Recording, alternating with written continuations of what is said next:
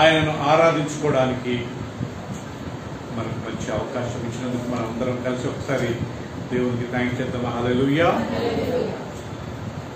పోయిన వారం నుండి ఈ వారం వరకు ప్రభు మనల్ని కాపాడి కదా క్షేమంగా ఆయన సన్నిధికి నడిపించారు. మీకు ఎంతమందికి తెలుసో లేదో ఈ వారంలో ఎంతోమంది చనిపోయారు. మన ధీరజ్, మన చర్చిలో ధీరజ్ వస్తాడు కదా, వాళ్ళ మేనమామ ఇక్కడే పాపం వాళ్ళు చెరువు కట్ట దగ్గర ఉంటాడంట. ఆయన నిన్న పాలు తాగి ఒక 10 నిమిషాల్లో చనిపోయాడు. మరి పాల ప్రాబ్లమో లేకుంటే హార్ట్ అటాక్ వచ్చిందో మనకు తెలియదు, కానీ పాపము నిన్న వాళ్ళు చెప్తా ఉంటే చాలా బాధ. పాలు తాగాడంట, ఒక 10 నిమిషాలు అట్లా పడుతున్నాడంట, చనిపోయాడు.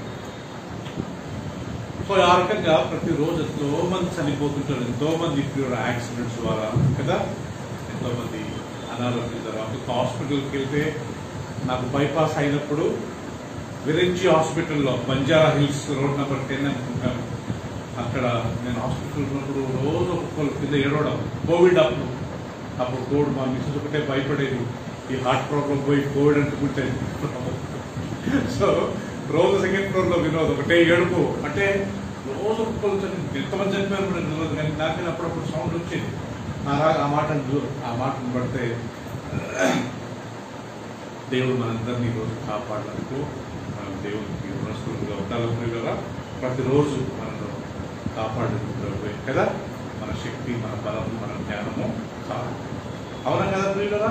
ఓకే, బైబిల్ అంటాడు దేవుడే మనకు ఆయుష్కాలం పెంచేవాడు, దేవుడే మరణాన్ని అనుగ్రహించేవాడు. ఒక వ్యక్తి చనిపోయాడంటే దేవుడి పర్మిషన్ లేకుండా చనిపోడు. దేవుడు ఒకరికి ఆ డేట్ లో మరణాన్ని పెడతాడంట ప్రియులరా. అండ్ అది ఒక్కసారి పెట్టిన తర్వాత మనిషి ఎంత చేసినా కానీ కొద్దిగా కష్టం. దేవుడు మరణం పెట్టలేదనుకోండి, ఎంత సిక్ వచ్చినా ఎంత వీక్ అయినా వాళ్ళు దేవుడు స్వస్థపరుస్తాడు, వాళ్ళు బయటకు వస్తారు. కాకపోతే ఆ రోగం నుండి, ఆ వ్యాధి నుండి ఆ సమయంలో ఒక పాఠం నేర్చుకుని మనం బయటపడతాం. నాకు బైపాస్ హార్ట్ సర్జరీ అయినప్పుడు దేవుడు ఒక పాఠం నేర్పించాడు. నేను అప్పుడు తీర్మానం తీసుకున్నా, కొన్ని విషయాలు నేను చేస్తాను ప్రభావ, కొన్ని విషయాలు నేను చేయనప్పుడు నేను బెడ్ మీద ఏడ్చుకుంటూ నేను ఒక్కనే, ఎవరు వచ్చేవాళ్ళు కాదు, ఐసీయూలో ఉండేవారు, నన్ను వదిలేవారు కాదు ఎవరు. అప్పుడు నేను తీర్మానం తీసుకున్నాను, ప్రభావ ఇక మీదట 1, 2, 3 ఇక నేను చెయ్యను, ఇదిగో ప్రభావ ఇక మీదట నేను ఇవి చేస్తాను. సో కొన్నిసార్లు మనం దేవుడు మరణ పడకల నుండి కొన్ని సత్యాలు కదా, కొన్ని విషయాలు నేర్పిస్తారు కదా చూస్తే కదా. సో ఆ లెసన్స్ మనకు నేను చనిపోయే వరకు మనము మర్చిపోకూడదు అంటాం. సో కాబట్టి ఇది మనం గుర్తుపెట్టుకోవాలా. సో తిరిగి మన దేవుడు ఆయన సన్నిధికి నడిపించినందుకు నేను దేవుడికి వందనాలు చెల్లిస్తూ, వీళ్ళలో మన సంఘంలో ఇప్పుడు ఆల్మోస్ట్ 20 సంవత్సరాల కంటే ఎక్కువైంది అల్వాల్ ప్రాంతానికి వచ్చి మన సంఘంలో చాలా మంది వచ్చేవారు, చాలా మంది వస్తున్నారు. కొంతమంది అమెరికాకి వెళ్ళి, కొంతమంది వేరే దేశాలకు వెళ్ళి వాళ్ళు అక్కడ స్థిరపడి మంచిగా చదువుకుంటూ అక్కడ ఉన్నారు. వాళ్ళని బట్టి నేను దేవునికి వందనాలు. సో అందరం స్థిరంగా ఉండి అండ్ మన కుటుంబాలతో మనం ఏర్పరచబడి అండ్ దేవుని కొరకు జీవిస్తే అది మనకు చాలు కదా. సో రెండవది, కొంతమంది ఈ పట్టణం నుండి, హైదరాబాద్ నుండి పట్టణానికి ట్రాన్స్ఫర్ అయిపోయారు. సో వాళ్ళని మనం మిస్ అయ్యాము.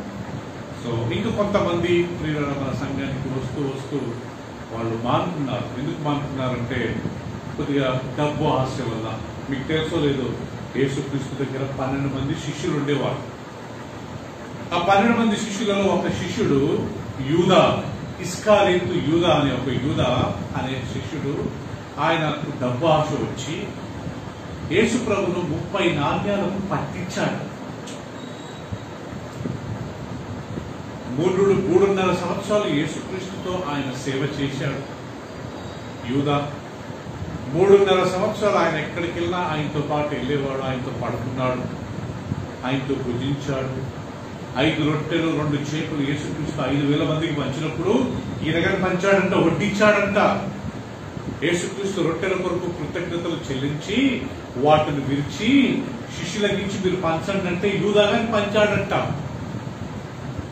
చివరి రాత్రి, యేసు ప్రభు చనిపోక ముందు చివరి రాత్రి 12 మంది శిష్యులను కూర్చోబెట్టి పస్కా పండుగను ఆచరిస్తున్నప్పుడు వారిలో యూదాగాని ఉన్నాడంట.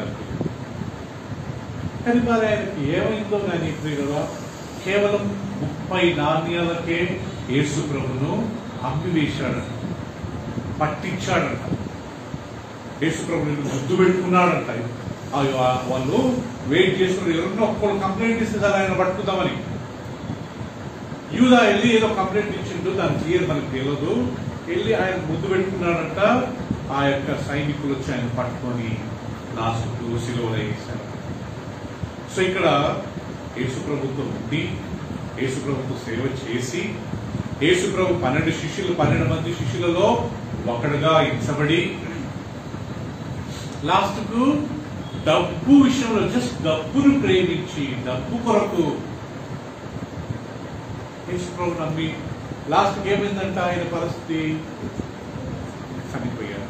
ఊరేసుకొని చనిపోయాడంట. ఎట్టుంటది ప్రియులా? సైమన్ పాస్టర్ ఊరేసుకొని చనిపోయాడంటే ఎట్టుంటది? అమ్మా, ఆయన ఇంత సేవ చేసి, అల్వాల్లో 20 సంవత్సరాలు సేవ చేసి ఆయన ఊరేసుకోవడం ఏంటి?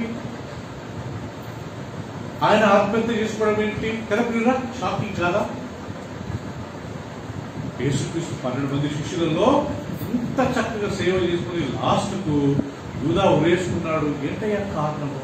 ఆ యేసుక్రీస్తు యొక్క ఆ యొక్క సంఘం నుండి ఇలా ఒకడు వెళ్ళిపోయాడంట. ఒకటే ఒక రీజన్, డబ్బా. సో కొంతమంది కొన్ని సంఘాలలో ఒకే డబ్బును ప్రేమించి, ఎట్లా డబ్బును ప్రేమిస్తారంటే ఆదివారం కానీ పని చేయడం, ఆదివారం కానీ డ్యూటీకి వెళ్ళడం, ఆదివారం కానీ వ్యాపారం చేయడం, ఆదివారం కానీ సంపాదించడం, మందిరానికి రాకుండా. ఇప్పుడు చిన్నగా ఏమవుతుందంటే, మీకు తెలుసో లేదో, అలెగ్జాండర్ అనే ఒక వ్యక్తి బైబిల్లో ఉంది. పౌలు రాస్తాడు, అలెగ్జాండరు ఈ లోకాన్ని ప్రేమించి ఆయన విశ్వాసం నుంచి తొలగిపోయాడంట. ఇది మనకి లెసన్ కదా ప్రియులరా. సిక్కుంటే మనం ఇంట్లో ఉండవచ్చు, నో తప్పేం లేదు. ఎవరన్నా లేదన్నా చాలా పెద్ద ప్రాబ్లం, సమస్య ఉందంటే ఇంట్లో ఉండొచ్చు. కానీ డబ్బు విషయంలో, వ్యాపారం విషయంలో, లేకపోతే ఏదో ఒక బిజినెస్ డీల్ విషయంలో మనం మందిరానికి రాకుండా ఇంట్లో ఉండి, అది చిన్నగా ఏమవుతుందని చెప్పారు కదా, మనల్ని క్రీస్తు నుండి, దేవుడి నుండి వేరు చేస్తుంటే డబ్బుకున్న పవరు చాలా గొప్ప పవర్ అంటారు. యేసుక్రీస్తు ఈ లోకంలో కొండ మీద ప్రసంగం చేసినప్పుడు ఏమన్నాడంట, మీరు ఇద్దరు యజమానులకు సేవ చేయలేరు. ఎవరెవరు ఆ ఇద్దరు యజమానులు సుప్రియ? ఒకటి దేవుడు, రెండవది సిరి. సిరి అంటే డబ్బు. నార్మల్ గా దేవుడికి ఆపోజిట్ వర్డ్ ఏంటి? దయ్యం, సైతాన్. ఇక్కడ సైతాన్ గురించి చెప్పిన ఉదయ్ ఎవరి గురించి చెప్పాడు? డబ్బు గురించి చెప్పాడు. మీరు ఇద్దరు యజమానులకు సేవ చేయలేరు. మీరు ఒకరిని ప్రేమించి ఇంకొకరిని ద్వేషించాలి. దేవుడిని ప్రేమిస్తే డబ్బును ద్వేషించాలి. డబ్బును ద్వేషించమంటే కాళ్ళ కింద వేసి మొత్తమని కాదు, నాకు డబ్బే వద్దని చెప్పడం కాదు ప్రియుడు. దేవుడికి ఇచ్చే సమయంలో దానికి పెద్ద ఇంపార్టెన్స్ ఇవ్వద్దని అర్థం ప్రియుడు. లేదా డబ్బును మనం ప్రేమించామనుకోండి, ఎవరిని ద్వేషించాలా? దేవుడిని ద్వేషించాలి. సో అప్పుడు యేసు ప్రభువు అంటాడు, ఒక వ్యక్తి ఇద్దరికి సేవ చేయలేదు. You cannot serve money, you cannot serve God. డబ్బు వచ్చిన వాళ్ళంతా, డబ్బు సంపాదించిన వాళ్ళంతా ఆ డబ్బులు పట్టుకుని దేవుడికి థ్యాంక్స్ చెప్పాలంట. నాకు ఎవరైనా గిఫ్ట్ ఇచ్చినా, ఎవరైనా ఆఫరింగ్ ఇచ్చినా, ఎవరైనా మా అక్క, మా అత్తగారు ఓకే అప్పుడప్పుడు పంపుతుంటారండి మాకు, ఎవ్రీ మంత్ పంపుతుంటారు. నేను దేవుడికి ఫస్ట్ థ్యాంక్ చెప్తాను, ప్రభువా ఈ ఆఫరింగ్కే నీకు వందనాలు. మన చర్చ్లో చాలా మంది ఇస్తారు. నేను ఇమ్మీడియట్గా దేవా థ్యాంక్స్ ప్రభు. మనకి ఎవరైనా ఇన్కమ్ వచ్చినా, మన వ్యాపారంలో, మన జాబ్లో, మన శాలరీ వచ్చినా, మన పెన్షన్ వచ్చినా, మనకి ఇంటి రెంట్ మీద పైసలు వచ్చినా, ఆ పైసలు బట్టి మనం థ్యాంక్స్ చెప్పాలా, దేవుడికి థ్యాంక్స్ చెప్పాలా. దాన్ని అనుగ్రహించింది ఆయనే. సో కాబట్టి మొదటి వార్నింగ్ మనందరికీ ఏంటంటే కదా, మనము డబ్బును ప్రేమించి దేవుడి నుంచి దూరం కాకూడదు. ఆటోమేటిక్గా అయిపోతాం. ఎవరు చెప్పాల్సిన అవసరం లే. ఆ డబ్బుకున్న అట్రాక్షన్ అంత గొప్పదంట, అంత గొప్పదంట. మహీంద్రా హిల్స్ లో మారడ్పల్లి దగ్గర నుంచి చాలాసార్లు చెప్పిన ఒక పాస్టర్ ఉండేవారు. ఆయనకు అమెరికా నుంచి అప్పుడప్పుడు కాల్స్ వచ్చి ఆయన అమెరికాకి వెళ్ళాడు. వాళ్ళ ఫండ్స్ ఇచ్చారు. ఆయన వచ్చి ఏం చేశాడంటే వాళ్ళు ఫండ్స్ ఇవ్వడం వల్ల కొద్దిగా తప్పుడు బోధ ప్రారంభించాడు. పరిశుద్ధాత్మ దేవుడు లేడు, అన్య భాషలు లేవు, హీలింగ్స్ మిరకిల్స్ లేవు, అద్భుతం లేవు. ఆ డబ్బు అంత అట్రాక్షన్. వాళ్ళు ఎవ్రీ మంత్ $10,000 పంపుతున్నారు. ఒకప్పుడు అమెరికా వాళ్ళు చాలా సపోర్ట్ చేసేవారండి ప్రపంచంలో అందరి సేవకులకు. ఆ డబ్బు మీద వాళ్ళు చెప్పినట్టు వినాలా, వాళ్ళు రాంగ్ టీచింగ్స్, తప్పుడు బోధ. చిన్నగా ఒక 400 మంది ఉన్న వాళ్ళు 200 అయ్యారంట, 200 నుంచి 100 అయ్యారంట, 50 మంది 20 మంది వస్తున్నారంట సంఘానికి. చూస్తే ఆయన తప్పుడు బోధ బోధిస్తా ఉన్నాడు. డబ్బుకున్న పవర్ చూడండి. లాస్ట్ ప్రియులరా, ఆయన ఒకరోజు భోజనం చేస్తూ ఉంటే ఆయనకి ఏదో ప్రాబ్లం వచ్చింది. భోజనం చేస్తూ ఉంటే ఆయన తుమ్మాడంట అండి. తుమ్మిన వెంటనే ఆయన కన్ను ఏదో కొద్దిగా ఓపెన్ అయిపోయి కొద్దిగా బ్లడ్ వచ్చి చాలా ప్రాబ్లమే. లాస్ట్ ఆయన చనిపోతే ఆయనను పాతి పెట్టడానికి ఆల్మోస్ట్ సిద్ధపరిచారు. అంతా తోవేయారు పెట్టినారా. పెద్ద వర్షం ఎంత గొప్ప వర్షం అంటే 3 రోజులు వర్షం కంటిన్యూగా పోయి చూస్తే ఆడ మొత్తం తోవిన సమాజంతా నీళ్లతో నిండిపోయింది. అటు చేసి ఏదో మేనేజ్ చేసి లాస్ట్ పెట్టి రాళ్లు పెట్టి మొత్తం దాన్ని చేస్తే మళ్ళా పెద్ద వర్షం పడితే ఆ యొక్క పెట్టే పైకి వచ్చిందంటే కదా. లాస్ట్ కుక్కలు వచ్చి ఆయన దేహాన్ని పీక్కది అంటే ఆ శవాన్ని. సో అది విన్న తర్వాత నేను చాలా భయపడ్డాను. సో డబ్బునడం తప్పేం లేదు, కానీ ఆ డబ్బును తీసుకొని ఆ డబ్బును బట్టి దేవునికి దూరం కాకుండా కదా. సో యూదాకు ఒక ఎగ్జాంపుల్. యూదా ఏం చేశాడంట, ఆ డబ్బు 30 నాణ్యాలు. ఆ ఏ పార్టీ అండి? లాస్ట్కి యేసు ప్రభును చంపిన విషయం యూదా తెలుసుకొని అప్పుడు ఆయన పశ్చాత్తాపడ్డాడంట. అయ్యో నేను యేసు ప్రభుకు అప్పగించాను, అయ్యో ఆయన లోక రక్షకుడు మనందరి కొరకు చనిపోవడానికి వచ్చి ఇంత మంచి మాటలు చెప్పిన ఆయన నేను పట్టించానే, నేను ఆయన అప్పగించానని చెప్పి ఆ 30 నాణ్యాలు తెచ్చి మళ్ళా వాళ్ళకి ఇచ్చాడంట. వాళ్ళు ఏమన్నారంట, మాకేం సంబంధం లేదు, ఆ 30 నాణ్యాలు తీసుకెళ్ళు అంటుందనే లాస్ట్గా అవి తీసుకెళ్లి వాళ్ళు ఒక మందిరంలో పడేశారంటండి. వాళ్ళు ఆ 30 నాణ్యాలతో విధవరాలకు, అనాథలకు, చనిపోయిన వారికి సమాధులు ఉండవు కాబట్టి ఒక సమాధి ఉన్నారు. లాస్ట్ యూదా వెళ్ళి ఉరేసుకుని చనిపోయాడు. సో ఏంటయ్యా ఈ కారణం అంటే డబ్బును ప్రేమించి. ఇక్కడ కూర్చొని మనందరం ప్రియులరా, డబ్బు ఉండడం ఏం లేదు, తప్పేం లేదు. బంగారం ఉండడం తప్పేం లేదు, ఇల్లులు ఉండడం తప్పేం లేదు, కార్లు బంగ్లాలు ఉండడం తప్పేం లేదు. అవి పట్టుకొని దేవుడికి థ్యాంక్స్ చెప్పాలి. ప్రభువా ఇది నువ్వు ఇచ్చిందే, నీ కృపనే, నీ దయనే అని చెప్పి మనం దేవుడికి థ్యాంక్స్ చెప్పి మందిరంకు మనం మందిరానికి ఇంకా కొంతమంది దేవునికి మన సంఘం నుంచి దూరమైన పోయిన వాళ్ళు. రెండో రీజన్ ఏంటంటే ఎవరో ఒకళ్ళు వచ్చి వాళ్ళ మనసు పాడు చేసి మేము కానీ ప్రేయర్ పెడుతున్నాం రండి అని చెప్పి వీరురా వాళ్ళకి ఇన్ని సంవత్సరాలు వాక్యం విని, ఇన్ని సంవత్సరాలు స్థిరంగా ఉండి, ఇన్ని సంవత్సరాలు వాళ్ళు దేవుళ్ళు బలపడి లాస్ట్కి ఎవరో ఒకళ్ళు వచ్చి ఓకే మేము కానీ పాస్టర్లు మేము కానీ వాక్యం పెడుతున్నాం రండి అని చెప్పి వీరురా వాళ్ళు అక్కడికి వెళ్ళిపోయి లాస్ట్కు మందిరానికి రాకుండా మళ్ళా ఇక్కడ ఏమైనా పాస్టర్ గారు ఏమైనా అంటారో ఆ ఏ ముఖం పెట్టుకుని పోవాలని చెప్పి లాస్ట్కు దేవుడికి దూరమైన వాళ్ళు కొంతమంది మన సంఘం చేరిపోయారు. ఎవరైనా సేవకులు మన ఇంటికి వస్తే ప్రార్థన చేయించుకోవచ్చు, తప్పేం లేదు. వాళ్ళకి అయితే మనకు ఉంటే వాళ్ళకి మనం కానుకలుగా ఇవ్వచ్చు. కానీ దేవుడు మనకంటే ఒక మందిరం ఇచ్చాడే, మనం దానికి నమ్మకంగా ఉండాలి.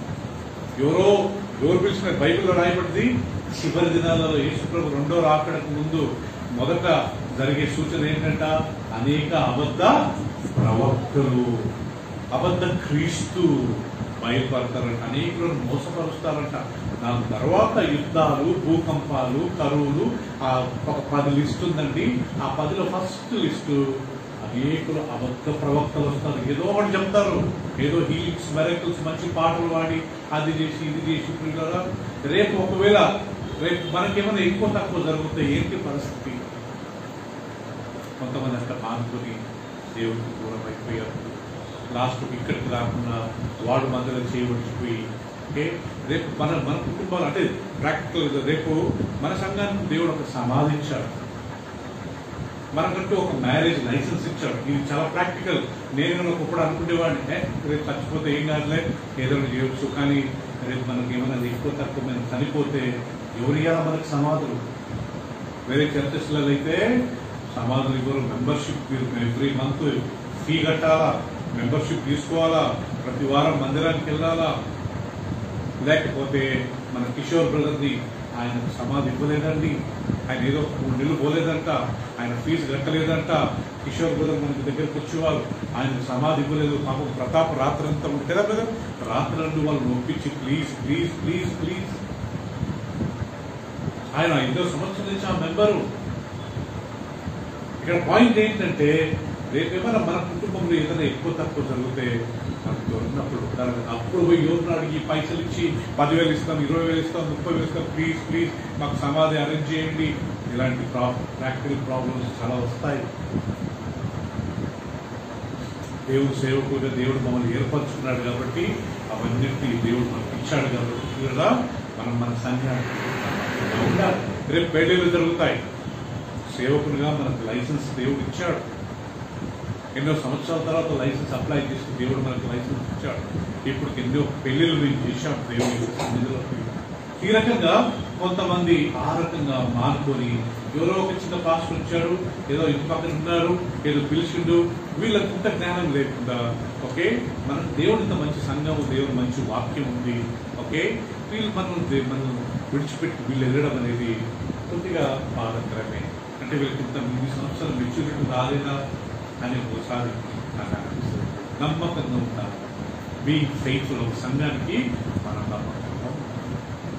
3వ రీజన్, కొంతమంది మందిరానికి వస్తూ వస్తూ మానుకున్న వాళ్ళు. కొంతమంది మీకు డౌట్లు ఉండొచ్చు కదా, కొన్ని కుటుంబాలు ఎందుకు రావట్లేదు, ఎందుకు మానుకున్నారని చాలా మంది మైండ్ లో మీకు డౌట్ ఉండొచ్చు. 3వది, కొంతమందికి పాస్టర్ స్థానం కావాలని కోరుకుంటారు. దేవుడు మేము చిన్నప్పటి నుండి సేవకు దేవుడు ఏర్పరచుకొని మేము అదే సేవలో 35 సంవత్సరాల నుంచి నేను దేవుని సేవలో ఉన్నాను. సో ఇక్కడ మందిరానికి వచ్చి వాళ్ళు నా మాదిరి పాస్టర్ గా ఉండాలా, నా మాదిరి ప్రవర్తించాలా, నా మాదిరి వాక్యం చెప్పాలా, నా మాదిరి కంట్రోల్ చేసుకోవాలా అని ఉన్నవారిని మనం కొన్నిసార్లు వాక్యం ద్వారా ఖండించినప్పుడు వాళ్ళు ఏం చేస్తారంటే మీ సంఘం కాకపోతే మాకు వేరే సంఘాలు లేవా అని అడిగి మానుకున్న వాళ్ళు ఉన్నారు.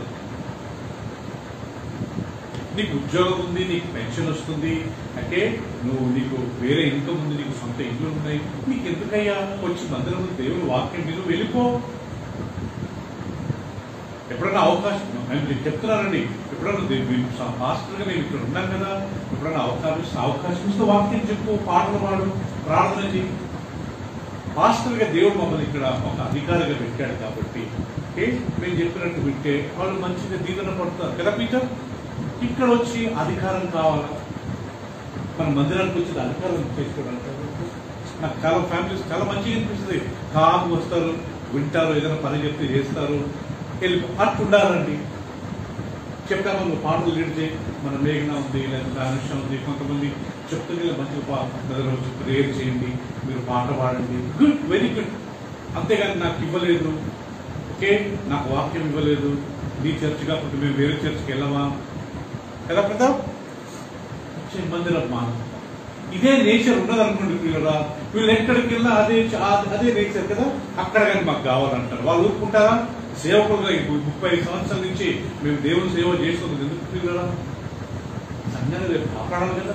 రేపు ఎక్కువ తక్కువ అయితే మేమే కదా రావాలా, సిక్కుంటే మేమే రావాలా, ఏదైనా ఎక్కువ తక్కువ జరిగినా మేమే రావాలా, ఏమైనా మరణాలు జరిగినా సమాధులు మేమే చూసుకోవాలా, పెళ్లిళ్ళైనా మేమే చేయాలా. వేరే వాళ్ళు వచ్చి ఇక్కడ అధికారం కలిగించి నేను పాస్టర్ ఉంటారా, పాస్టర్ మాదిరి నాకు కానీ బైబిల్ ఛాన్సెస్ ఇవ్వండి అని చెప్తే సో ప్రియులరా మనం కొన్నిసార్లు వాటిని మనం అంగీకరించుకోవచ్చు. దానికి అలిగి కొంతమంది మానుకున్న వాళ్ళు ఉన్నారు. మీకు అర్థమైపోవచ్చు కదా ప్రియులరా. సో ఇది one of the main reason. ఇంకా కొంతమంది ప్రియులరా మేము వేరే చర్చ్ స్టార్ట్ చేస్తున్నాము, మేము మందిరానికి రాము, ఇప్పుడు ఏం చేయాలంటే వాళ్ళ ఇంటికి వెళ్ళి ప్లీజ్ ప్లీజ్ ప్లీజ్ రండి అంటామా? అక్కడ పరిస్థితి రాకూడదు. వచ్చి వెళ్ళిపోతే వెళ్ళిపోవచ్చు, మరి వాళ్ళ దగ్గరికి రిక్వెస్ట్ చేసి ప్లీజ్ రండి అని అన్నాం అనుకోండి ప్రియుడా, ఆ నేచర్ పెట్టుకుని వాళ్ళని మనం ఎవరు కంట్రోల్ చేసుకుంటాము? నేను చెప్తున్నానండి, ఎందుకు రావట్లేదు కొంతమందికి ఇది రీజన్. కొంతమందికి మనం చెప్పే వాక్యం ఇష్టం ఉండదు. భార్యను మంచిగా చూసుకోండి అంటే ఒక ఫ్యామిలీ మానుకున్నారు, భార్యను కొడతాడు, భార్యను తిడతాడు, భార్య భర్తలు ఇద్దరు పోలీస్ స్టేషన్లో తిరుగుతూ ఉంటారు. వాళ్ళ అన్న పెళ్లికి వదలలేదు భార్యను, ఎవరైనా చనిపోతే వదలడు. చెప్తున్నాం బాబా అట్లా చేయొద్దు, భార్యను మంచిగా చూసుకో, నువ్వేంటి మాకు చెప్పేది అని అంటే మందిరం మారుతున్నా. సో ఇవి రీజన్స్ ప్రియులరా. నేను అంత ఊరుకునేం కాదు ఒక వ్యక్తిని పోగొట్టుకోవడానికి. రాయలకోళ్ళు, పరిమళలు, మన వినోద్ బ్రదరు, కొన్ని కుటుంబాలు శ్రీలేఖ వాళ్ళు ఇన్ని సంవత్సరాల నుంచి చూస్తున్నారు. ఎందుకు వస్తున్నారు? వాళ్ళు ఏమైనా హర్ట్ చేశామా మేము ఎప్పుడన్నా? నేను అంత ఈజీగా మనుషులను పోగొట్టుకోను. చూస్తాం చూస్తాం చూస్తాం చూస్తాం మరీ ఎక్కువైంది అనుకోండి ప్రియులరా, ఇంకా వాళ్ళే బాధపడతారు, మనం ఏం చేయాలి. ఇంకొకళ్ళు వచ్చి బ్రదర్ మేము ఎప్పటి నుంచో స్టార్ట్ చేసినాం సేవ, కోవిడ్ టైంలో ఆగిపోయింది, మేము మళ్ళా స్టార్ట్ చేసినాం, మేము రాము. అప్పుడు మనం ఏం చేయాలంటే వాళ్ళ ఇంటికి వెళ్ళి ప్లీజ్ ప్లీజ్ రండి అంటాం. ఒకళ్ళు వచ్చినా కానీ వాళ్ళు ఉంటారా మన దగ్గర? వదిలేసుకోవాలి. మనుషులకి ఫ్రీడమ్ ఇవ్వాలి, చాయిస్ ఇష్టం బాగా. ఎవరి మందిరం కొరకు మనం ఇష్టంగా రావాలి, కానీ ఎవరో ఫోర్స్ చేస్తే రావడం ఏంటండి మందిరానికి? అది భక్తేనా?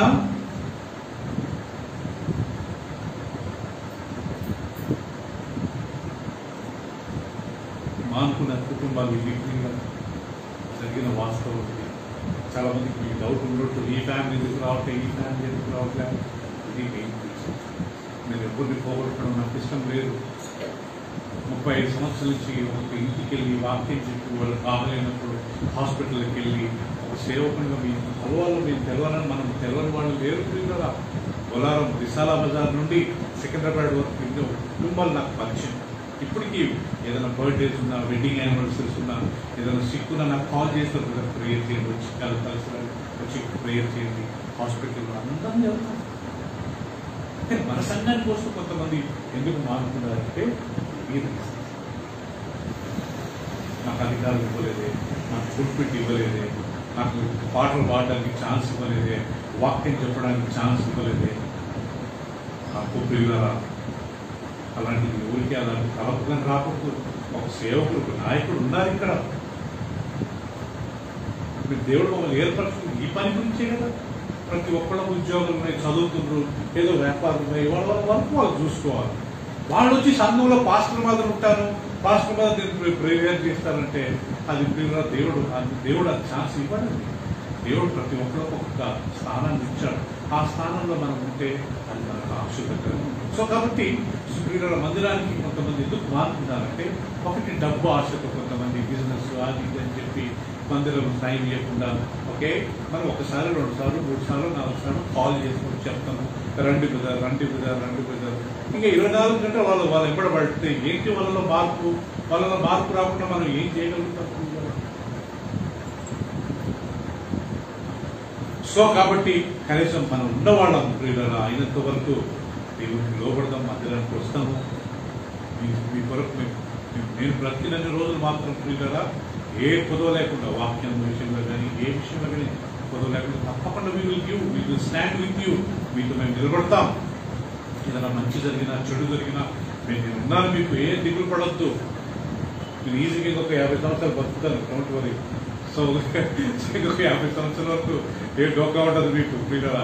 తప్పకుండా we will stand with you and we will support you. So మందిరం కోరుకు కొంతమంది మానుకున్న వాళ్ళ గురించి ఇది క్లారిటీ ఇచ్చేవారు. కొంతమంది అలిగి రావట్లేదు, అలిగిన వాళ్ళని మనం మధ్య వెళ్ళడం అది పద్ధతి కాదండి. అండ్ వాళ్ళకు ఒకసారి మనం మన పోయామనుకోండి, వాళ్ళ నేచర్ మారదు. అలగడం దేవుని వాక్యం ప్రకారం కరెక్ట్ కదా?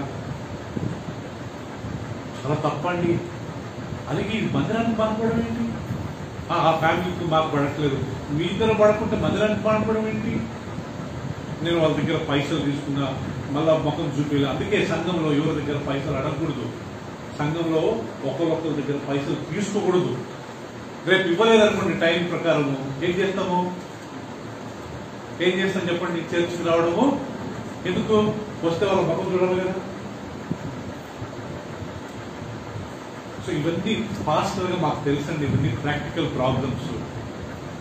అయినంత వరకు మనం ఇప్పుడు దగ్గర పైసలు మాత్రం మన మర్యాద పోయేది అక్కడే.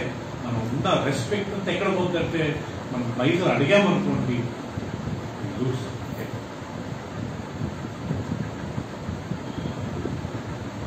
So hope you understand my problem కదా ప్రియులారా. సంఘంలో ప్రతి ఒక్కళ్ళు మంచిగా రండి ప్రియులారా, దేవుని ఆరాధిద్దాము, దేవుని గణపడదాం. దేవుని వాక్యం మన ధనలక్ష్మిది నిన్న ఫస్ట్ వెడ్డింగ్ యానివర్సరీ రేవంత్ది ఓకే టీచర్ వెళ్ళి చిన్న ప్రేయర్ చేసాం. తర్వాత ప్రేయర్ మెసేజ్ పెట్టేది, uncle thank you very much. ఈ 1 year లో నేను చాలా విషయాలు సంఘంలో నేర్చుకున్నాను. ఆమెకు అన్యురాలండి, ప్రభుని నమ్ముకొని నేను చాలా విషయాలు నేర్చుకున్నా. ఆ 1 year నుంచి నాకు ఎంత మంచిగా హ్యాపీగా ఫీల్ అయ్యాను. అక్కడ ఉండాలి నేను నేర్చుకున్నానయ్యా, నాకు మార్పు వచ్చింది, నేను దేవుడికి దగ్గరయ్యాను, వాక్యం ఎన్నో విషయాలు తెలుసుకున్నాను, థ్యాంక్ యూ ప్రభు అన్నట్టుగా మనం ఉండాలి. కానీ కదా ఇక్కడే వాక్యం ఉంది. ఇక్కడికి వస్తూ ఒక ఆయన అన్నాడంట, ఆయన ఏం వాక్యం చెప్తున్నాడు, నాకు వెళ్ళిపోవాలనిపిస్తుంది అన్నాడంట ఆయన కదా. నేను చెప్పే వాక్యం వింటుంటే ఆయనకు వెళ్ళిపోవాలనిపిస్తుందంట. సో ఈ టైప్ కామెంట్స్ విన్నప్పుడు చాలా బాధ అనిపిస్తుంది కదా. It's very very bad. అంత ఘోరంగా మనం చెప్పే వాక్యము. నేను కథలు చెప్తామా, స్టోరీస్ చెప్తామా కదా. మనం లేఖనాల్లో ఎన్ని రెఫరెన్సెస్ చెప్తాం కదా, ఎన్ని విషయాలు తెలుసు. సో మనం దాన్ని సంతోషంగా అంగీకరించి వాక్యం ప్రకారం జీవించడానికి మనము ప్రయత్నం చేయాలి. రైట్, ఇప్పుడు దేవుని వాక్యానికి వెళ్తాం. పాత నిబంధన కాలంలో మనం చదివినట్టుగా, కొత్త నిబంధన కాలంలో ప్రియులరా మనం పోయిన 2 వారాలు నేర్చుకున్నట్టుగా దేవదూతలు ఓకే వాళ్ళు ఎక్కడెక్కడ కనిపించారు. ఇంకా మన దగ్గర 1/2 hour ఉందండి. ఈ 1/2 hour లో మనం దేవుని వాక్యాన్ని తీసుకుని చదువుతాం. దేవదూతలు ఎక్కడెక్కడ ప్రత్యక్షమయ్యారు కొత్త నిబంధనలు అంటే, మొదటిది ఎవరు ప్రత్యక్షమయ్యారంట? జకరియా. ఎవరు జకరియా? ఎలిజబెత్ భర్త. ఆయన ఒక యాజకుడు. యెరూషలేము మందిరంలో ఆయన ప్రధాన యాజకుడు. ప్రతి సంవత్సరం యాజకుడు అనేవాడు గర్భగుడి, హిందువుల ప్రకారము గర్భగుడిలోకి వెళ్తారు. ఇక్కడ అతి పరిశుద్ధమైన స్థలానికి వెళ్తారు. నేను ఒకసారి ఫోటో అయినా ప్రియుల పాత నిబంధన కాలంలో మందిరం ఇలా ఉండేదండి. ఇది గుడారం లేండి. తర్వాత ఇదిగోండి మందిరం ఇలా ఉండేది.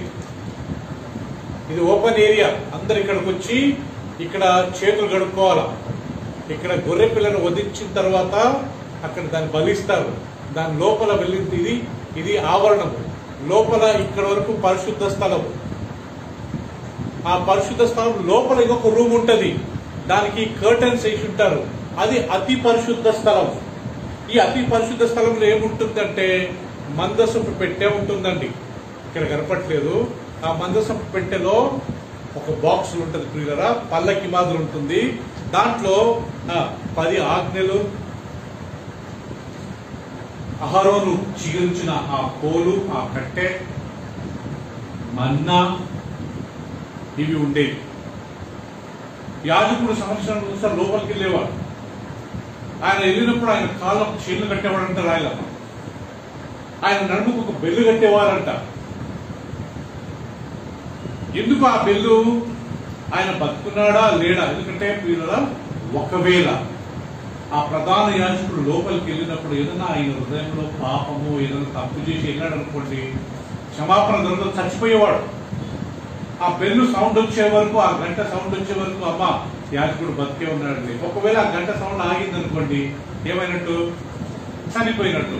చనిపోయాడని ఆయన తీసుకురావాలని మళ్ళా గొప్పలు వెళ్తే వాళ్ళు కానీ చనిపోతారు. అప్పుడు వాళ్ళు ఏం చేసేవారంట? ఆ కాళ్ళ గట్టిన సంఖ్య చైన్తో ఆయన లాగేవారంట. ఎవరిల్లారా? అతి పరిశుద్ధ స్థలానికి ప్రధాన యాజకుడు మాత్రమే వెళ్ళాలి. ఆయన అక్కడికి వెళ్ళాడు ప్రియులరా. దేవుడి దూత ప్రత్యక్షమైంది. ఓ జకరియా నీ భార్య గర్భవతి ఒక కుమారుని అంటారు. అతనికి యోహానుని పేరు పెట్టాలా. అతని తల మీద ఎలాంటి కత్తి రాకుండా ఆయన మీరు చూసుకోవాలి. నాజరేతు అంటే ప్రియులరా, నజరేయుడు అంటే అతని తల మీద ఆయన గడ్డం మీద ఎలాంటి కత్తి రాకుండా ఆ హెయిర్ కట్ చేసుకోకుండా మీరు చూసుకోవాలి. సర్దార్జీస్ మీరు చూసే కదా, సిక్కులలో వాళ్ళు కానీ నాగరికులు వాళ్ళు కష్టము, వాళ్ళు చనిపోయే వరకు వాళ్ళ ఎత్తుకలు కట్ చేసుకోవరకు కొంతమంది ట్రిమ్మింగ్ చేసుకోవచ్చేమో కానీ బట్ రూల్ ప్రకారం వాళ్ళు చేసుకోరంట.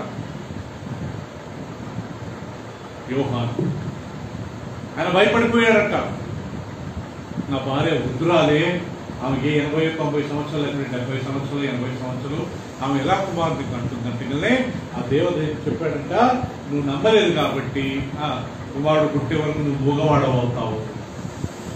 బయటికి వచ్చి జకరియా ఒక మాటలు లేకుండా అందరు బయట వెయిట్ చేస్తున్నారు. ఆయన భయపడ్డాడు, అందరికి తెలుసుకుంది ఏదో లోపల దర్శనం చూశాడు. ఏమయ్యా మాట్లాడలేదు, రాశాడు.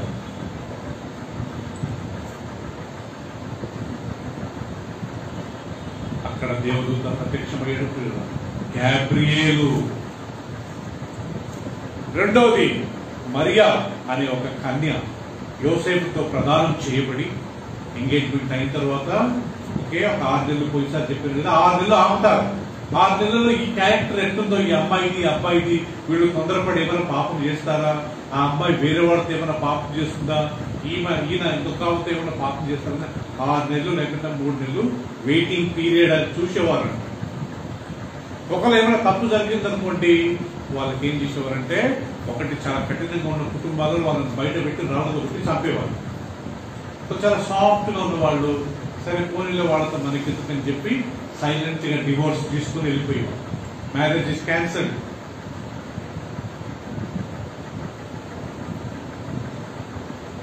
అమ్మా నువ్వు ఒక కుమారుని అంటావు అంటే ఆమంటది, ప్రభా అయ్యా నేను ఇప్పటి వరకు ఏ పురుషుని ఎరగని నాకు ఎలా పుడతారు.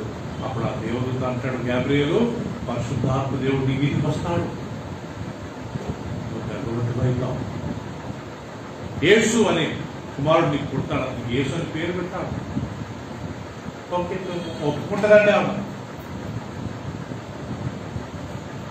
దీనికన్నా ముందు ప్రియులరా పాత నిబంధన కాలంలో ఒక కన్య, ఒక స్త్రీ ఒకే గర్భవతి పిల్లలు కన్నది ఎక్కడ కానీ మనకు లేదు ఎగ్జాంపుల్. కానీ వృద్ధులకు పిల్లలు పుట్టిన ఎగ్జాంపుల్స్ ఉన్నాయి. ఎవరు ఆ వృద్ధులు? అబ్రహాము, సారా. అబ్రహాము ఇసాకు పుట్టినప్పుడు అబ్రహాంకు 100 సంవత్సరాలంట, సారాకు 90 సంవత్సరాలంట. వాళ్ళిద్దరికి ఎన్ని సంవత్సరాల గ్యాప్? 10 years gap. సో ప్రియులుగా ఈమె గర్భవతి అయిన తర్వాత యోసేపు చూశాడంట.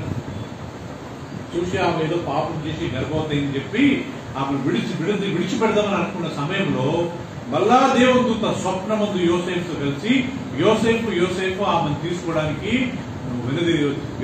వెనుదిరగొద్దు, ఆమె పరిశుద్ధాత్మ ద్వారా గర్భవతి అయింది, ఒక కుమారుని కంటుంది, ఆమెకు నువ్వు యేసు అని పేరు పెట్టాలా, ఆయన్ని వారి ప్రజల నుండి రక్షిస్తారు.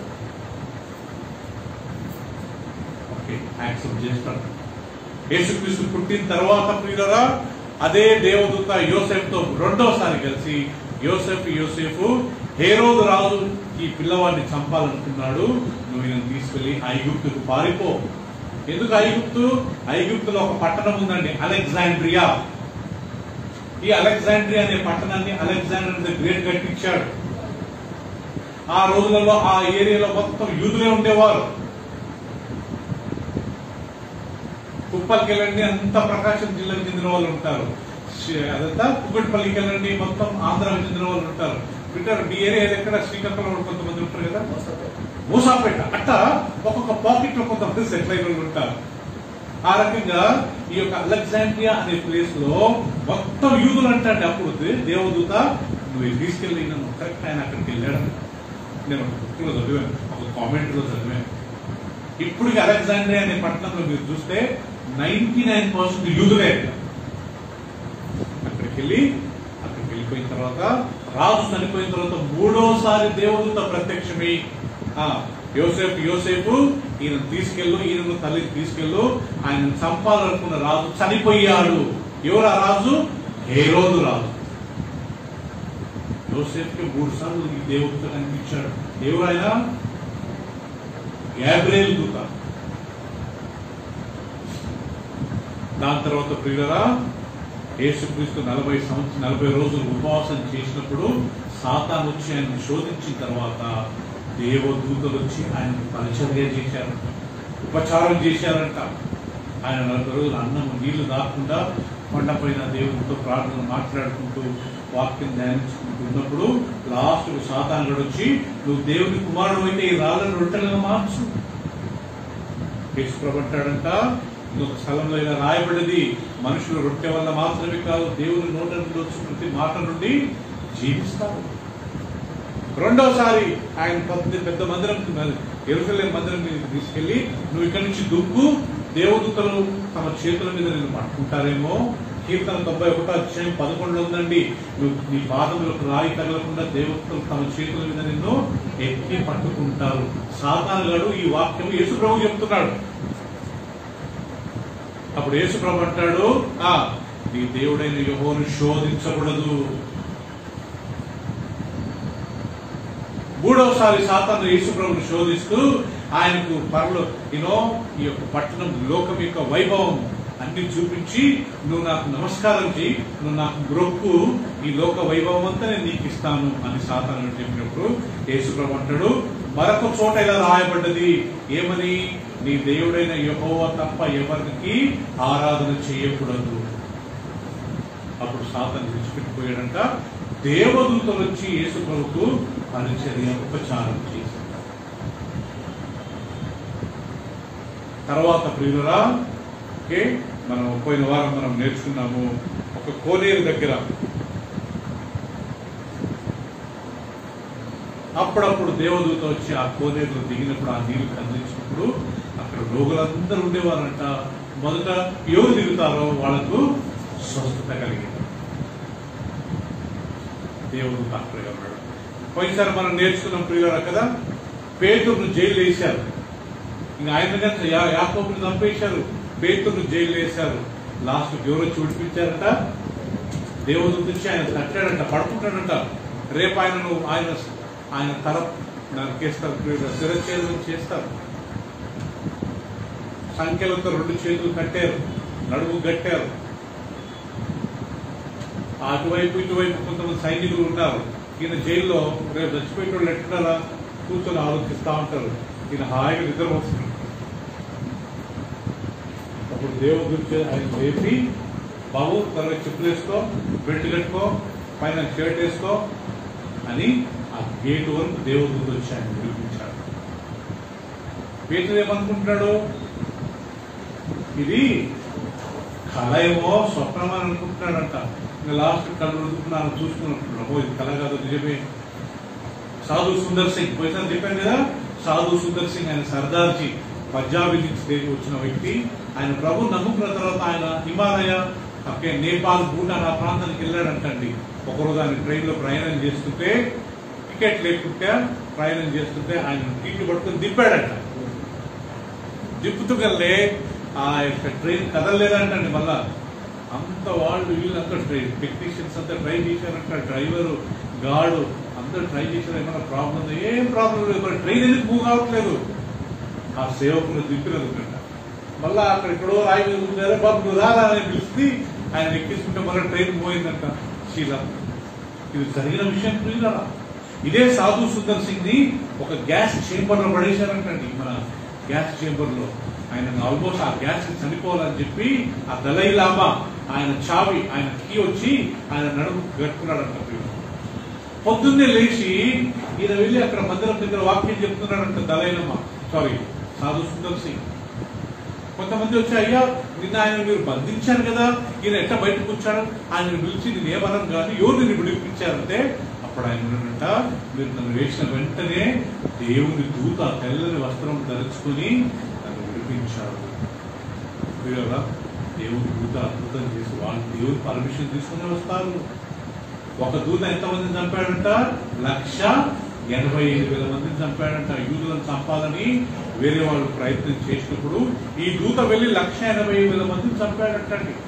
దూతలు ఎల్లప్పుడూ తెల్లని వస్త్రములు ధరించుకున్న వారుగా ఉంటారంట. వాళ్ళ ముఖం ప్రకాశంగా ఉంటుందంట. సో దూతలు చూసిన వెంటనే చాలా మంది కన్ఫ్యూజన్ ఏమనుకుంటారు, యేసు ప్రభుని యోహాను ఆయన దూత కాలు పట్టుకున్నాడంట. అప్పుడు దూత అన్నాడంట, నన్ను ఆరాధించొద్దు. ఎవరిని ఆరాధించు? దేవుడిని ఆరాధించు కదా. సో ఈ రోజు ఇంకొక 5 విషయాలు నేర్చుకుందామండి. దేవదూతలు ఎక్కడెక్కడ కనబడ్డారు. దేవుడికి మనం ఇంకొక విషయం మర్చిపోయాం. గొర్రెల కాపర్లకు దేవదూత కనిపించాడు కదా. గొర్రెల కాపర్లు గొర్రెలను రాత్రి ఆ యొక్క పొలంలో కాస్తూ మేబీ చలిమంట వేసుకుని ఉంటారేమో. అప్పుడు ఒక దేవుడితో ప్రత్యక్షమై, ఓ గొర్రెల కాపర్లరా, నేను మీకు ఒక శుభవార్త, నేడు లోక రక్షకుడు జన్మించాడు. మీరు వెళ్ళి ఆ పొత్తి గుడ్డలో చుట్టిన మా పిల్లవాడిని మీరు చూడవచ్చు. సో అక్కడ కానీ దేవుని దూత ప్రత్యక్షమయ్యాడు కదా. ఈ రోజు ఇంకా కొన్ని విషయాలు మనం నేర్చుకుందాము. దేవదూత ఎక్కడ కనిపించాడు ప్రియులారా అంటే మత్తయి సువార్త 28వ అధ్యాయం. అందరం తీసుకుందామా? ఇప్పుడు మన బైబిల్ మనం ఓపెన్ చేసుకుందామండి. మత్తయి సువార్త 28వ అధ్యాయం.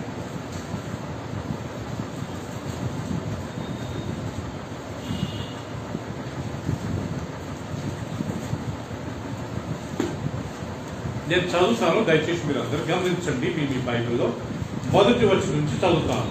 28వ అధ్యాయము మొదటి వచనం నుంచి నేను చదువుతాను.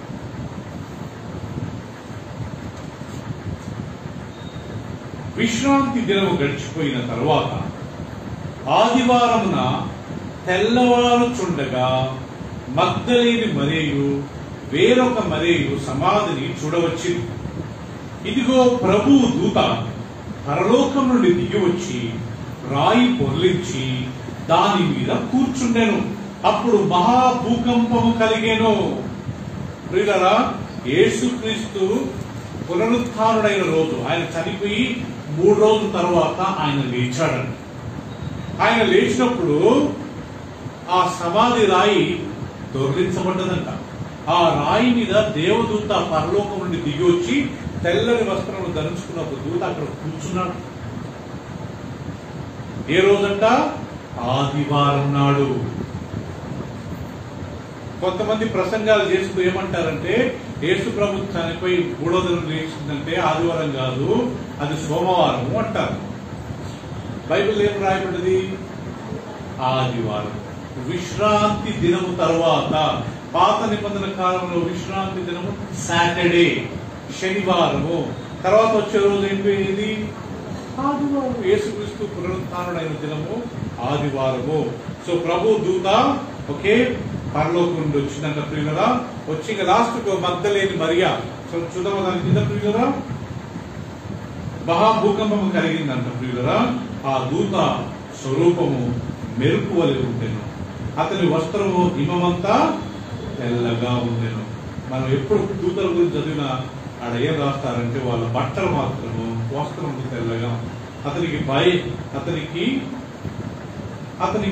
భయపడటం వలన కావలి వారు వనికి చచ్చిన వారి వలె నుండి. ఎవరు చూసి? దేవదూతను చూసి కావలి వాళ్ళు ఎలా ఉన్నారంట? చచ్చిపోయిన వాడు వదిలి ఉన్నారంట. ఆల్మోస్ట్ గా ఇంకా చనిపోయినట్టుగా వాళ్ళు ఫీల్ అయ్యారంట. బికాస్ ఆ దేవుని యొక్క దూత అంత ప్రకాశం. తర్వాత మగ్దలేని మరియా వేరొక మరియా వచ్చి అడిగారంటే యేసుక్రీస్తు ఎక్కడ? అప్పుడు ఆ దూత అన్నాడంట, ఆయన చెప్పినట్టుగా 3వ దినం లేచి ఆయన వెళ్ళిపోయాడు. ఎక్కడికి వెళ్ళాడు? గలిలయకి వెళ్ళాడు. శిష్యులను కలవడానికి వెళ్ళాడు. అప్పుడు యూదా చనిపోయాడు. యూదా ఉరేసుకొని చనిపోయాడు. 11 మంది ఉన్నారు. 11 మంది భయపడి తలుపులు వేసుకుని లోపల కూర్చున్నారంట. తలుపులు వేసినా కానీ యేసుక్రీస్తు లోపలికి వచ్చాడంట. వాళ్ళందరూ దయ్యం అన్నారంట. అప్పుడు యేసుక్రీస్తు అన్నాడంట, మీకు సమాధానం కలుగును గాక, నేను దయ్యాన్ని కాదు, దయ్యానికి రక్తము ఎముకలు మాంసము ఉండవు. దయ్యము ఆత్మ, దురాత్మలు ఆత్మ. ఇక్కడ దేవుని దూత. ఇంకొక స్థలంలో దేవుని దూత ఎక్కడ ప్రత్యక్షమయ్యాడు ప్రియులారా? అపోస్తుల కార్యం 1వ అధ్యాయం.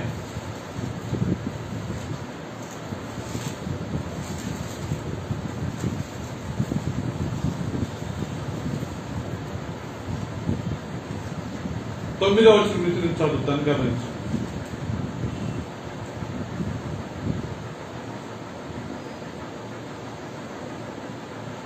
రైట్, ఇది ఆది చదువుకుందామా. కాబట్టి వారు కూడి వచ్చినప్పుడు, ప్రభువా, ఈ కాలమందు ఇశ్రాయేలునకు రాజ్యమును మరలా అనుగ్రహించుదవా అని ఆయనను అడగగా, ఆయన కాలములను సమయములను తండ్రి తన స్వాధీనముంచుకొని ఉన్నాడు, వాటిని తెలుసుకుంటా మీ పని కాదు. ప్రియులారా, యేసుక్రీస్తు పునరుత్థానుడైన తర్వాత శిష్యులంతా కూడి ఉన్నారంట.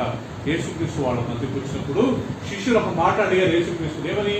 మరలా నువ్వు యూదులకు, ఇశ్రాయేల్ జనాంగానికి మరలా రాజ్యాన్ని ఇస్తావా, యెరూషలేమునంతా పరిపాలించి కృపనిస్తావా అంటే, అప్పుడు యేసుప్రభువు అంటాడు, కాలములను సమయములను దేవుడు తన స్వాధీనంలో పెట్టుకున్నాడు.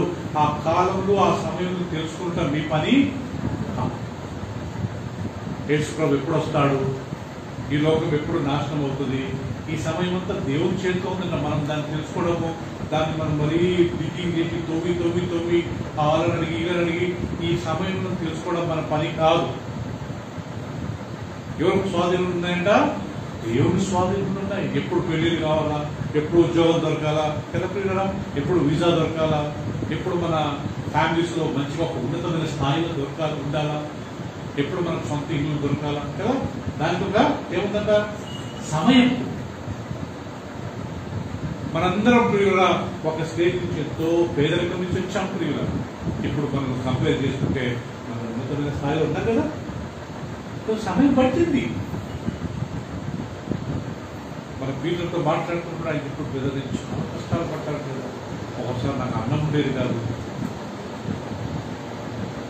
మా ఫ్యామిలీలో వెళ్తున్నా, మా ఇంట్లో ఒకసారి అన్నం ఉండేది కాదు. ఆ రాగ సంగతి చేసేవారు. నాకు ఆ కలర్ చూసుకునే నాకు వచ్చేది కాదు. మా మమ్మీ చెప్పిన అన్నం ఉండమా నాకంటే మా మమ్మీ ఉండేది కాదు. లాస్ట్ తెలిసేది ఒకే ఇంట్లో రైస్ లేవు. మేము ఒక గుడిసెలో ఉండేవాళ్ళం. కృష్ణాలు గుడ్డి పెట్టుకునేవాళ్ళం. వాష్రూమ్ బాత్రూంలకు బయటికి వెళ్ళేవాళ్ళం. ఇవన్నీ గుర్తు చేసుకుని అమ్మ బాబు ఇంత ఘోరమైన జీవితం జీవించాం. అలా ఇంతమంది ఉన్నారండి పేరు. ఆ స్థితి నుంచి దేవుడు మమ్మల్ని ఈ స్థితికి తెచ్చాడు. I really thankful to God. So కాలంలో సమయంలో తెలుసుకోవడం మీ వంతు కాదు. ఎవరి పని అది? దేవుడి దర్శనం అని చెప్పినప్పుడు ప్రియులారా, అప్పుడు 7వ వచనం చూడండి. కాలంలో సమయంలో తండ్రి తన స్వాధీనం అందించుకొని ఉన్నాడు, వాటిని తెలుసుకుంటా మీ పని కాదు. అయినను పరిశుద్ధాత్మ మీ మీదికి వచ్చినప్పుడు మీరు శక్తి నొందెదరు గనుక మీరు యెరూషలేములోను యూదాయ సమరయ దేశములంతటను భూదిగంతముల వరకును నాకు సాక్షులైందురు అని వారితో చెప్పారు. ఈ మాటలు చెప్పి వారు చూచుచుండగా ఆయన అహరోధమాయను. అప్పుడు వారి కన్నులకు కనబడకుండా ఒక మేఘము ఆయనను కొనిపోయి ఆయన వెళ్ళుచుండగా వారు ఆకాశం వైపు తేరి చూచుచుండిరి. ఇదిగో ఏం వస్త్రాలు? తెల్లని వస్త్రములు ధరించుకున్న 2 మనుషులు వారి యొద్ద నిలిచారు. ఇప్పుడు చెప్పండి ప్రియురా, ఈ తెల్లని వస్త్రం ధరించుకున్న 2 మనుషులు ఎవరంట? 100% దేవదూతలే. యేసుప్రభు చనిపోయినప్పుడు తెల్లని వస్త్రం ధరించుకున్న ఆయన ఎవరు? దేవదూతనే. ఇక్కడ తెల్లని వస్త్రం ధరించుకున్న ఎంతమంది అంట? 2. యేసుక్రీస్తు యెరూషలేము కొండ మీద నుంచి ప్రియురా, ఆ యొక్క ఒలీవల కొండ మీద నుంచి నిలబడి చూస్తుండగా అంటే పైకి వెళ్ళిపోతా ఉన్నాడంటండి. వెళ్తా ఉంటే అందరూ చూస్తా ఉన్నారంట. అప్పుడు యేసుప్రభుని ఒక మేఘం కప్పింది, ఆయన కనపడలేదు. అప్పుడు 2 తెల్లని వస్త్రములు ఆ మేఘంలో ధరించుకున్న వారై ఏమన్నారని చూడండి ప్రియురా, తెల్లని వస్త్రములు ధరించుకున్న వారై 9 ఈ మాట చెప్పి వారు చూస్తుండగా ఆయన అహరోనమాయ. అప్పుడు వారి కన్నులకు కనబడకుండా ఒక మేఘం ఆయనను కొనిపోయేది.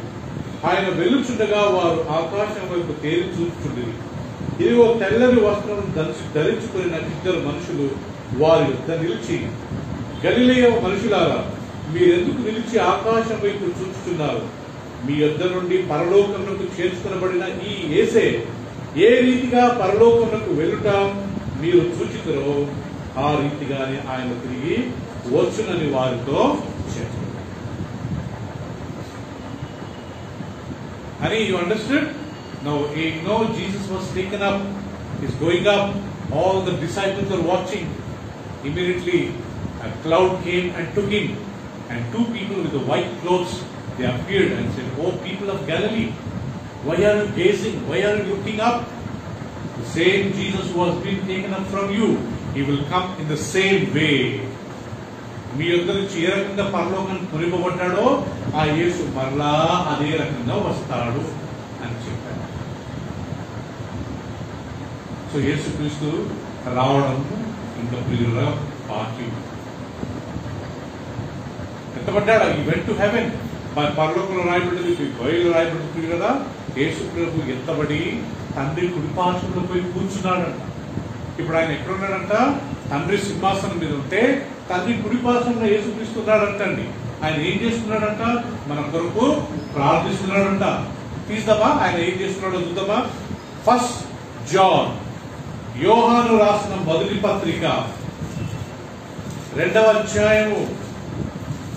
ఆయన ఏం చేస్తున్నాడు? పరలోకంలో తండ్రి కుడి పార్శ్వంలో కూర్చొని క్లియర్ ఇక్కడ రాయడు. First John chapter 2. నా చిన్నపిల్లలారా, మొదటి వచనమండి. నా చిన్నపిల్లలారా, మీరు పాపము చేయకుండాకే ఈ సంగతులు మీకు రాయిచున్నాను. ఇక్కడ చిన్నపిల్లలు అంటే సండే స్కూల్ పిల్లలు కాదు, పిల్లరా పెద్దలే. కాకపోతే యోహాను పెద్ద మనిషి కాబట్టి ఆయన కంటికి అందరు ఎలా కనపడ్డారంట? చిన్నపిల్లల వాదే కనపడ్డారు. ఈ సంగతులు మీకు రాయిచున్నాను.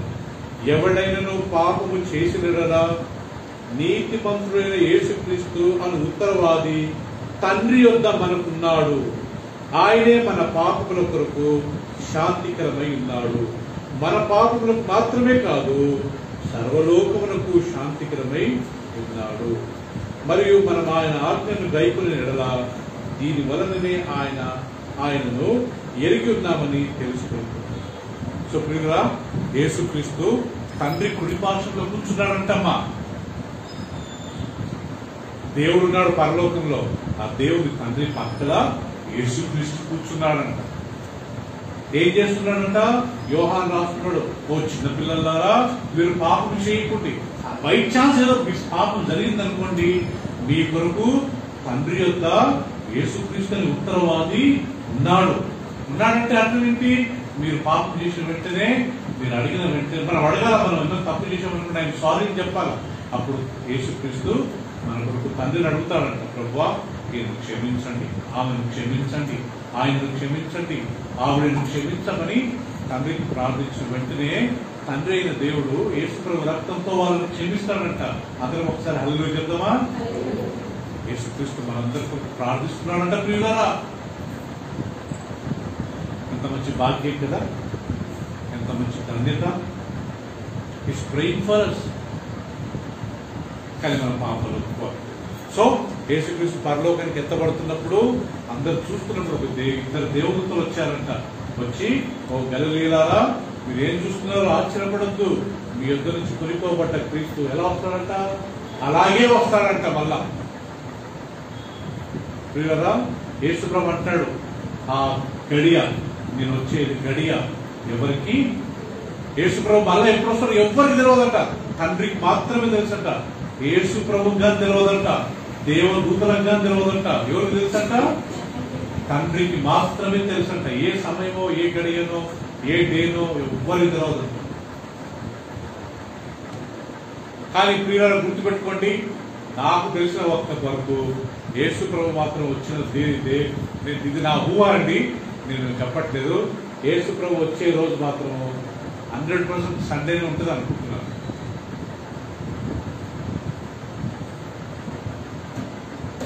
బైబిల్లో ఉంది ఆ గడియ ఎవరు, మరి మీరెందుకు చెప్తున్నారంటే నేను చెప్పట్లేదు, నా తల నేను జస్ట్ నా థాట్ అనుకుంటున్నాను. ఎందుకంటే బైబిల్లో ప్రభు దినం అందే చాలా విషయాలు జరిగాయి. ప్రకటన రాసినప్పుడు ప్రభు దినమందు యోహాను నేను పరవశుడయ్యాను. ఎప్పుడంట? సండేనే ఆయన పరవశుడయ్యాడంట యోహాను. బుక్ ఆఫ్ రెవల్యూషన్ అప్పుడు రాశాడు. యేసు ప్రభు లేచింది ఏ రోజు? ఏ రోజంట? ఆదివారం రోజే. సో యేసుక్రీస్తు మరలా రాబోతున్నాడంట. ఆ దేవతలు చెప్తున్నారు, ఓ ప్రియులరా, మీరు ఏం చూస్తున్నారు? మళ్ళా వస్తాడు యేసుక్రీస్తు. ఏ రకంగా ఎత్తుపడ్డాడో ఆ మరలా వస్తాడు. చాలా మంది యేసుప్రభు వచ్చే ఒక డేట్ చెప్తున్నారు, అది కరెక్ట్ కాదు. Martin Luther. అందరు వినండి పిల్లరా, రోమన్ క్యాథలిక్ చర్చ్ నుంచి సపరేట్ అయిపోయాడు ఒక వ్యక్తి, మార్టిన్ లూథర్. ఆయన బ్రిటన్బర్గ్ అనే జర్మనీలో ఒక పట్టణంలో ఒక యూనివర్సిటీలో దేవుని వాక్యాన్ని రాశాడంటే థీసిస్ రాసి పెట్టాడంట. యేసు ప్రభు నిజమైన రక్షకుడు, ఆయన రక్తంతో కడగబడాలి. అది చూసి అది చదివిన వాళ్ళంతా యేసు ప్రభుని నమ్ముకున్నారంతా. అప్పుడు రోమన్ క్యాథలిక్స్ అంతా ఈయన ప్రొటెస్ట్ చేస్తున్నారు కాబట్టి ఆయన చర్చ్ నుంచి వెలివేశారు. అప్పటి నుంచి ఆయన ఒక సంఘాన్ని స్థాపించాడు. ఆ సంఘం పేరే లూథరన్ చర్చ్, లూథరన్ సంఘం. అప్పటి నుంచి ప్రొటెస్టెంట్స్ అనే పేరు వచ్చింది. ఈ మార్టిన్ లూథర్ ఉన్న రోజు చాలా బాగుంటుంది. కానీ ఒక రోజు ఆయన ఏం చేశాడంటే, నాకు దేవుడు దర్శనముందు ఒక దర్శనం ఇచ్చాడు, యేసు ప్రభు సెప్టెంబర్ 29వ తారీఖున తిరిగి వస్తున్నాడని చెప్పి అందరూ చెప్పేశాడంటండి. అందరూ వెళ్ళే కొండపైన కూర్చున్నారంట పీటర్. చూసి చూసి చూసి ఆ రోజంతా చూశారంట, సిస్టర్ గారు రాలేదు. వాట్సాప్ లో చూశారంట, రాలేదు. అప్పుడు అందరే మార్టిన్ లూథర్ అబద్ధికుడు అని చెప్పి అందరూ మళ్ళీ క్యాథలిక్ చర్చ్కి వెళ్ళిపోయారు. లేకపోతే పిల్లలా ఒకవేళ ఆయన అలాంటి తప్పులు చేయకుండా వాక్యం ఉన్నట్టు చెప్పినట్టు ఎంత బాగుంటుండే. కొంతమంది వాక్యం ఉన్నట్టు చెప్పారండి. ఇక్కడ ఏదో దేవుళ్ళతో మాట్లాడినట్టు ప్రవచించినట్టు యాక్షన్ చేస్తారు. అవన్నీ మనకు అవసరమా? వాక్యం ఉన్నట్టు చెప్తే సరిపోదా? ప్రవీణ్ కుమార్ అని ఒక ఆయన దేవుడు సేవకుడు ఉంటాడు, తెలుసు కదా. ఆయన ఒక రోజు పాపం ఓపెన్ ఏరియా మీటింగ్ లో చెప్తున్నాడు, కారు పరిగెత్తుతుంది, ఎలక్షన్స్ రిజల్ట్ చెప్తున్నాడు, ఆ కారు పెరుగుతుంది, నెక్స్ట్ టైం కారే వస్తుంది, నెక్స్ట్ కారే వస్తుంది. లాస్ట్ ఎవరు వచ్చారు? కాంగ్రెస్ వచ్చారు కదా బిడ్డ. ఎందుకని అన్ని అబద్ధాలు? ఊరికి అబద్ధం చెప్పి ఎందుకు అలాంటి చెప్పాలా? మనం ప్రార్థన చేద్దామంటే దేవుని చిత్తం ప్రకారము ఏ గవర్నమెంట్ వస్తుందో వాళ్ళ గురించి మనము ప్రార్థన చేయాలి అనాలా కదా. కారు పరిగెత్తుతుంది, ఫ్యాన్ ముందు తిరుగుతుంది, మళ్ళా పువ్వు వికసిస్తుంది, చెయ్యి వస్తుంది. ఇవన్నీ మనకు అవసరంలా? దేవుడు నాకు మాట్లాడాడు, ఇక్కడ ఒక సిస్టర్ ఉన్నారు, మరి దేవుడు మాట్లాడితే సిస్టర్ పేరు చెప్పాలి కదా. ఎప్పుడదా కొంతమంది వాక్యం చెప్పి ప్రార్థన చెప్పు, ఇక్కడ ఒక సిస్టర్ ఉన్నారు, ఇక్కడ ఒక బ్రదర్ ఉన్నారు, దేవుడు చెప్పినట్టుగా ఆ సిస్టర్ పేరు నేను చెప్పాలి కదా, ఆ బ్రదర్ పేరు చెప్పాలి కదా. ఆమెకు ఎప్పుడు నుంచో కొన్ని రోగాలు ఉన్నాయి, అందరికి రోగాలు ఉన్నాయి. ఎవరికైనా రోగాలు లేని పొందాలా? BP, sugar. చూడండి పిల్లలు, వాళ్ళు చెప్పి కొంతమంది అబద్ధాలు చెప్పి సేవ చేస్తున్నారు, లేనిపోని చెప్పి సేవ చేస్తున్నారు. మనకు అలాంటి వద్దండి. క్లీన్ గా వాక్యం చెప్పి మనం ప్రార్థన చేసుకుంటాం. సో ప్రియురా, దేవుడు దూత ప్రత్యక్షమై యేసు ప్రభు మరలా వస్తాడు, మీరేం దిగులు పడవద్దు. మనం కానీ ధైర్యం ఉందాం, పాపాలు ఒప్పుకుందాం, రోజు వాక్యం చదువుకుందాం, ప్రార్థన చేసుకుందాం, అందరితో ప్రేమగా ఉందాం, సమాధానం ఉందాం. అలిగేది వద్దు. అలుగుడు అనేది చాలా డేంజర్. పాస్టర్ మీద అలగడము, సంఘం మీద అలగడము, వేరే వాళ్ళ మీద అలగడము, మందిరానికి మారడం చాలా చాలా డేంజర్. దానివల్ల మనమే నష్టపోతాము. ఆ క్యారెక్టర్ మంచిది కాదు, ఆ గుణం మంచిది కాదు. ఏదైనా ఫ్యామిలీ ఏదైనా జరిగితే, ఏదైనా మందిరం జరిగితే దాన్ని ఓవర్లుక్ చేయాలి కానీ, దాన్ని క్లీనరా నిర్లక్ష్యం చేయాలి కానీ, అదే మనసులో పెట్టుకుని మందిరానికి మారుకుంటా నా మీద అలిగి మందిరానికి రాకుండా చాలా చాలా డేంజర్. మనం పడిపోతాము. యేసు ప్రభు రెండో రాకడ వస్తున్నాడు. సంఘానికి కట్టబడ్డ వాళ్ళు ఎత్తబడతారు, సంఘం నుంచి బయటికి వెళ్ళిన వాళ్ళు ఎత్తబడరు వీళ్ళరా. ఎందుకంటే వాళ్ళకి సంఘం అంటే ఇంపార్టెన్స్ తెలియదు, సంఘం అంటే ఇంపార్టెన్స్ లేదు. సంఘం అంటే ఏంటి? ప్రైజ్ లార్డ్ ఫెలోషిప్ కాదు. సంఘం అంటే క్రీస్తు శరీరము కదా. క్రీస్తు శరీరము. నేరుగా నా శరీరంలో ఒక భాగమే, మనందరం ఒక భాగము. నేను ఈ శరీరం నాకు వద్దని చెప్పి నేను బయటికి వెళ్ళి ఎక్కడికి వెళ్ళకుండా ఇంట్లోనే కూర్చొని, ఒక బ్రదర్ అంటుండే, మేము ఇంట్లో ప్రేయర్ చేసాము, స్టార్ట్ చేశామండి చర్చ్ అని. సో ప్రియులారా, మనం గుర్తుపెట్టుకోవాలా, మనం దేవుని సన్నిధికి వచ్చినప్పుడు దేవునికి లోబడడానికి ప్రయత్నం చేయాలి. వీళ్ళు కూడా మానుకొని మనం దేవుని అంతవరకు బైబిల్ ఏముంది, అంతవరకు ఎవరైతే సహిస్తారో వాళ్ళే రక్షింపబడతారు. ఈ మధ్యలో ఈ యూదా మాదిరి కొంతమంది వదిలిపోయి, కొంతమంది అలిగి అలెగ్జాండర్ అనే వ్యక్తి లోకాన్ని ప్రేమించి ప్రభుని వదిలి ఇలాంటి ఉండకూడదు. ఎంత డబ్బు వచ్చినా దేవా ఇది నీ కృపని తగ్గించుకుందాం ప్రభువా, నీ దయనే ప్రభువా, ఏ స్థితి నుంచి ఏ స్థితికి తెచ్చావో నీకు థ్యాంక్స్ అని చెప్పి దేవుడు లాస్ట్ దేవుడి చిత్తమైతే వచ్చే వారంలో కొన్ని విషయాలు లాస్ట్ మనం ముగించుకున్నాము. దాని తర్వాత మనం కొత్త విషయాన్ని తయారించుకున్నాం. ఆమె తలలు వచ్చుకుందామండి. ప్రార్థన. తండ్రి అయిన దేవ, పరిశుద్ధుడైన మా దేవ, ప్రభువా, మమ్మల్ని అందరినీ అన్యుల నుండి రక్షించి, మేము ఒకప్పుడు విగ్రహారాధన చేసేవాడు, ఒకప్పుడు నీకు విరుద్ధమైన ఎన్నో పాపాలు చేసేవాడు, అబద్ధాలు ఆడేవాడు, మోసం చేసేవాడు, గర్వించేవాడు, అన్ని నమ్మేవాడు, వాక్యాన్ని తప్ప. అలాంటి వారిని మీరు ప్రేమించి మా కళ్ళు తెరిచి వాక్యం ద్వారా అనేక సత్యాలు నేర్పించినందుకు మా హృదయపూర్వక థ్యాంక్స్ బ్రో. Thank you. ఈరోజు కొన్ని విషయాలు మాకు నేర్పించారు. మేము మందిరానికి అలిగి మేము ఎప్పుడైనా మానుకోకూడదు బ్రో. డబ్బును బట్టి నిన్ను ఎప్పుడైనా మేము మానుకోకూడదు బ్రో. గర్వించి మాకు అధికారం, సంఘంలో అధికారం కావాలని మేము ఎప్పుడైనా మానుకోకూడదు బ్రో. మేము ప్రేమించి నీ సన్నిధికి సంతోషంగా పరిగెత్తుకుంటూ ఆనందంతో రావాలి ప్రభు. దేవుడి సేవకునికి లోబడాలి ప్రభు. సంఘం అనే ఈ శరీరంలో మేము ఉండాలి ప్రభు. మేము ఒంటరిగా ఉండలేము ప్రభు, ఒంటరిగా బ్రతకలేము ప్రభు. వేరే మందిరానికి వెళ్ళడం అనే ఆ గుణం ప్రభు, అది ఎక్కడికి వెళ్ళినా అక్కడికి వెళ్ళి మళ్ళా ఇంకొక మందిరానికి వెళ్దాం అనే ఆ తలపు మాకు అసలు ప్రభు. అంతవరకు సహించువాడెవడో వాడే రక్షింపబడతానన్నారు. సాయం చేయండి. యేసుప్రభు రెండో రాకడ రాబోతున్నది. యేసుప్రభు ఎప్పుడు వస్తాడో మాకు తెలియదు ప్రభు. ఆయన రాకడ ఎప్పుడో మాకు తెలియదు ప్రభు.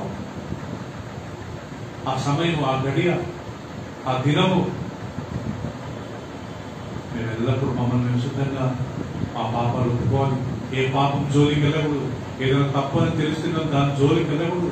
అబద్ధం అస్సలు ఆడకూడదు ప్రభు. ఉన్నాయి లేనట్టు, లేని ఉన్నట్టు అస్సలు చెప్పకూడదు ప్రభు.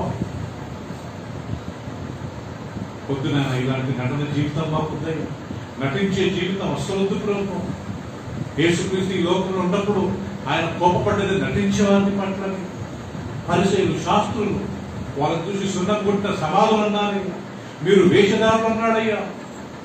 సర్ప సంతానం అన్నాడయ్యా. మేము ఉన్నది ఉన్నట్టే మాట్లాడాలి, ప్రేమగా మాట్లాడాలి, నెమ్మదిగా మాట్లాడాలి, మంచి జీవితం జీవించాలి, అందరితో సమాధానం ఉండాలి, ప్రేమగా ఉండాలి. రేపు చనిపోయిన యేసుప్రభు వచ్చిన నీ రాజ్యంలో చేరాలి. అలా నమ్మకమైన దాసులను పిలుచుకోవాలి. ఆ కృపను మా అందరికి ఇవ్వండి ప్రభు. ఇక్కడ కూర్చున్న ప్రతి ఒక్కరు రేపు నీ రాజ్యంలో ఉండాలి. ఇక్కడ కూర్చున్న ప్రతి కుటుంబస్తులు నీ రాజ్యంలో ఉండాలి. ఎవరే కానీ ప్రభు నరకానికి వెళ్ళకూడదు ప్రభు. ఎవరే కానీ నిత్య నాశనానికి వెళ్ళకూడదు ప్రభు. మేమందరం దీంతో పాటు పరలోక రాజ్యంలో ఉండాలి. మేము ఇన్ని సంవత్సరాలు మందిరానికి వచ్చి ప్రార్థన చేసుకుని బైబిల్ చదువుకొని మేము ఇంత చేసినదో ఒకటే ఒక కారణం, రేపు మేము చనిపోతే నీ దగ్గరికి రావాలంటాం. ప్లీజ్ మాకు సాయం చేయండి. మేము ఉన్నది ఉంటే ధ్యానించుకుంటాం. మాకు ఎక్స్ట్రా వద్దు ప్రభు. నాకు కానీ ఎక్స్ట్రా వద్దు ప్రభు. మేము ఈ వాక్యంలో ఉన్నదే ధ్యానిస్తాం ప్రభు. సాయం చేయండి. నీకేమన్నా మనం తెలుసు. దేవదూతల గురించి ఉండే విషయాలు మాకు నేర్పిస్తుంది. ఆ దేవదూతలు చెప్పిన సందేశమే మీ యొద్ద నుంచి ఈ క్రీస్తు ఎలా కొనిపోబడ్డాడు అదే రకంగా ఆయన రాబోతున్నాడు. థ్యాంక్ యూ ప్రభు. నువ్వు రాబోతున్నావు, యేసయ్యను మీరు పంపబోతున్నారు తండ్రి. Thank you. అందరూ మమ్మల్ని సిద్ధపరచుకొని ఎవరే కానీ నేను మీ రాజ్యంలో తప్పిపోకుండా అందరం మీ రాజ్యంలో ప్రవేశించుకు మనం దయచేయండి. ఆగిపోయిన వారు, డబ్బు ఆశతో పోయిన వారు, గర్వించిన వారు, అధికారం కావాలన్న వారు, ఎవరెవరైతే మందిరాన్ని విడిచిపోయారో వాళ్ళతో మీరు మాట్లాడండి. వాళ్ళని మీరు ప్రేరేపించండి. మీ ఇష్టమైతే వారిని మా మంచి నడిపించండి. ఉన్నవాళ్ళు ఎవరైనా ఆ స్థితిలో వెళ్ళకుండా అందరం మేము తగ్గించుకొని ఈ వాక్యానికి లోబడి కృపనివ్వండి. మేము ఒక సంఘంగా ఉంటేనే వాళ్ళు బతుకుతాం. కృపను దయచేయండి. నీకే వందనాలు చెల్లిస్తూ యేసుక్రీస్తు అతి పరిశుద్ధ నామములో ప్రార్థించి వేడుకుంటున్నాం తండ్రి. ఆమేన్. ఆమేన్. ప్రభురాత్రిలో పాల్గొ